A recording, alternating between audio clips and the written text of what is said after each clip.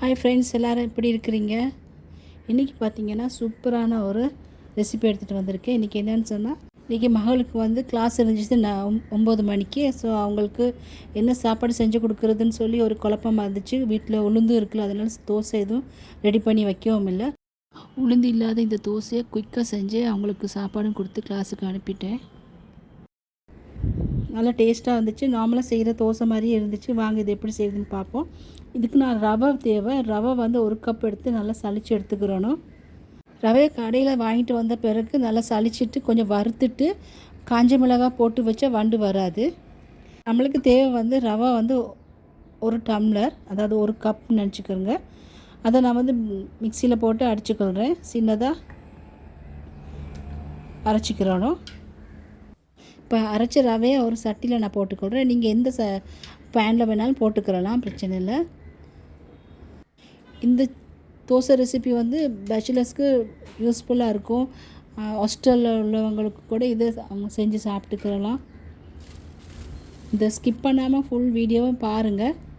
இப்போ நான் இதுக்கு அரிசி மாவு எடுத்துக்கிறேன். பேக்கெட்டில் உள்ள அரிசி மாவு எடுத்துக்கிறேன். இடியாப்பம் மாவுன்னு சொல்லுவாங்க, அது கூட எடுத்துக்கிறலாம்.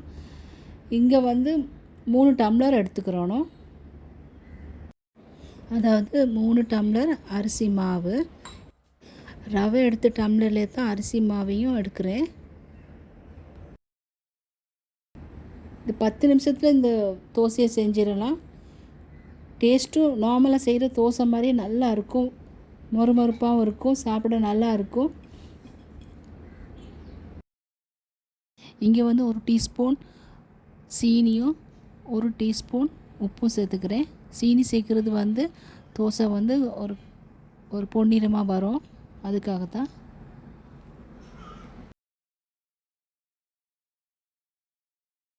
இப்போ இது கூட முக்கியமான ஒரு பொருள் சேர்க்கணும், அதுதான் தயிர். இந்த தயிர் வந்து 2 டேபிள் ஸ்பூன் சேர்த்துக்கொள்ளணும். இந்த தயிர் தான் இந்த தோசையை புளிக்க வைக்குது.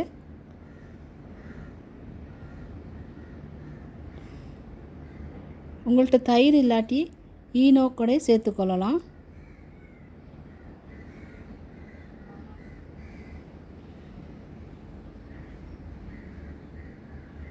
இப்போ நாங்கள் இது ஃபஸ்ட்டுக்கு மிக்ஸ் பண்ணிக்கிறோம். இங்கே பார்த்தீங்கன்னா தண்ணி சேர்க்குற நேரம் கொஞ்சம் கொஞ்சமாக தண்ணி சேர்த்து மிக்ஸ் பண்ணணும். அப்போ தான் கட்டி இல்லாமல் கரைச்சிக்கிறலாம். ரவா போட்டிருக்கனால இது கொஞ்சம் தண்ணி அதிகமாக தேவைப்படும். ஒரு 2 கிளாஸ் மாதிரி தேவை. அதாவது பெரிய 2 கிளாஸில் தண்ணி சேர்த்துருக்கேன். இங்கே தோசை பதத்துக்கு தான் கரைச்சிக்கிறணும்.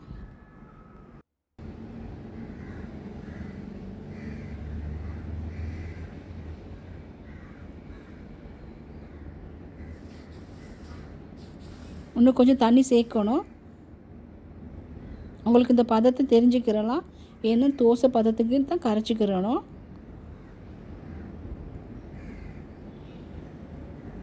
ஒரேடியாக தண்ணி போட்டு கரைக்கக்கூடாது, கட்டியாகிடும். அதனால தான் சொல்கிறேன் கொஞ்சம் கொஞ்சமாக தண்ணி சேர்த்து கரைக்கணும்னு சொல்லி.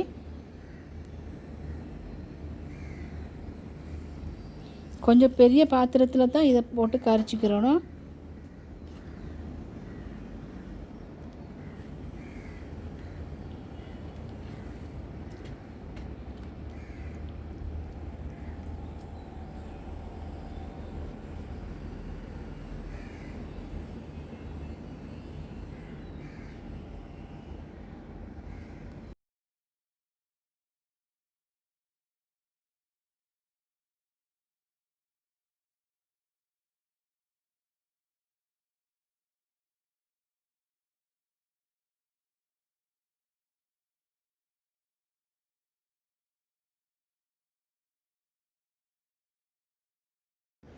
இப்போ மாவு நல்லா கரைஞ்சிருச்சு.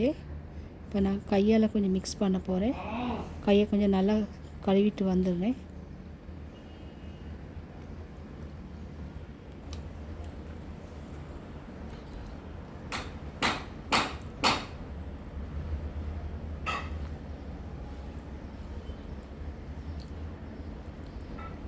இப்போ அவ்வளோதான். இப்போ இதை கொஞ்சம் மூடி அப்படியே ஒரு 10 நிமிஷம் வைப்போம்.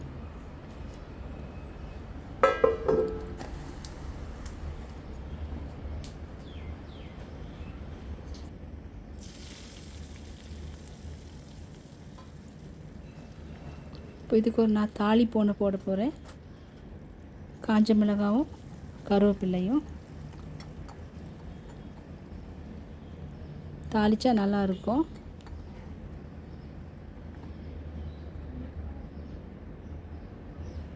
மிக்ஸ் பண்ணிக்கிறணும். இந்த ஈஸியான தோசையை நீங்களும் செஞ்சு பாருங்கள். வீட்டிலலாம் எல்லோரும் சாப்பிட்டாங்க. நல்லா இருந்துச்சு, நல்லா சாஃப்டாகவும் இருந்துச்சு. இப்போ வாங்க இந்த தோசையை சுடுவோம். பேனை கொஞ்சம் சூடாக்கிட்டு நல்லா அப்புறம் தண்ணி கொஞ்சம் தெளிச்சுக்கிறணும். தெளிச்சுட்டு இந்த மாதிரி தோசையை போட்டுக்கிறணும். இதுக்கு மேலே நான் நல்லெண்ணெய் கொஞ்சம் போடுறேன்.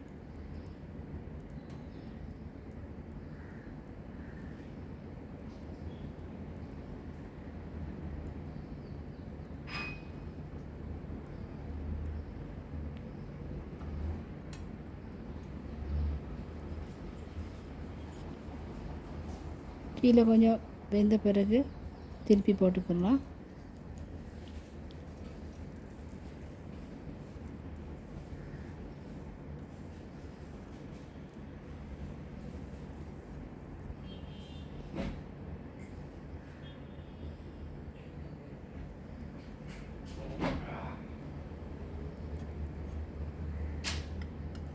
தோசையை திருப்பி போடுவோம்.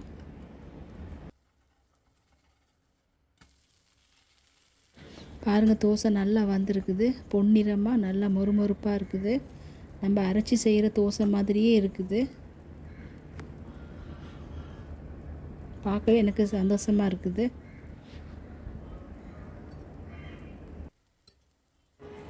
தோசையை பார்த்திங்கன்னா நல்லா பர்ஃபெக்டாக எந்த வித பிழை இல்லாமல் அழகாக தோசையும் கலண்டு வருது.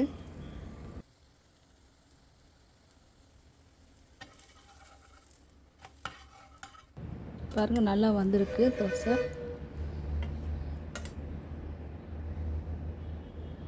இப்போ ரெண்டாவது தோசையும் போடுறேன்.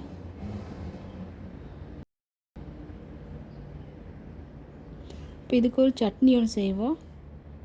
நல்லெண்ணெய் கொஞ்சம் போட்டிருக்கேன். கடலைப்பருப்பு இருந்தால் போட்டு இந்த மாதிரி கொஞ்சம் வறுத்துக்கிறணும்.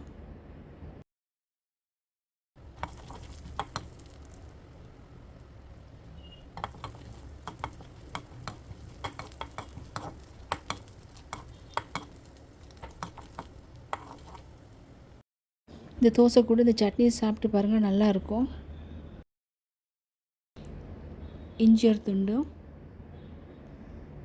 பூண்டு, வெட்டின வெங்காயம், கருவேப்பிலை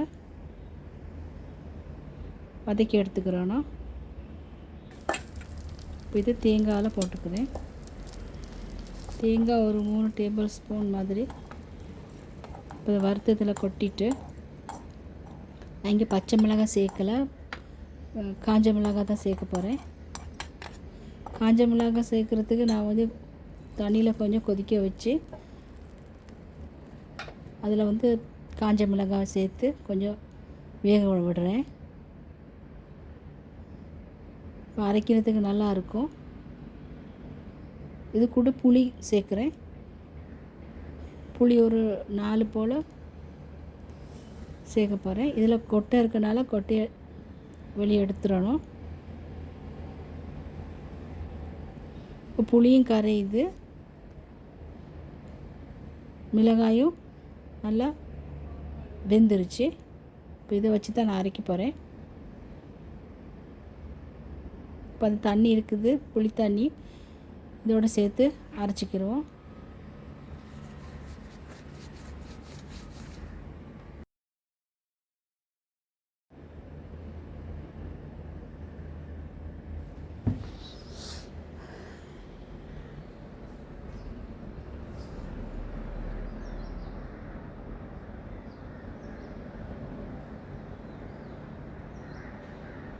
இப்போ நான் அதை அரைச்சிக்கொள்ள போகிறேன். தேவையான அளவு உப்பும் போட்டுக்கிறணும்.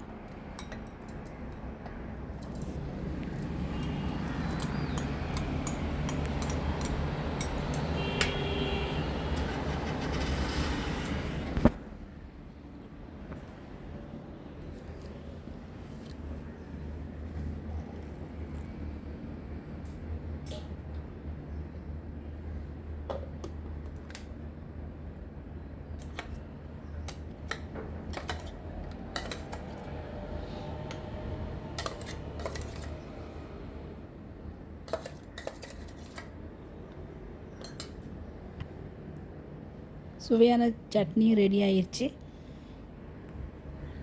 இதோடு சாப்பிட்றதுக்கு ரொம்பவே டேஸ்ட்டாக இருந்துச்சு.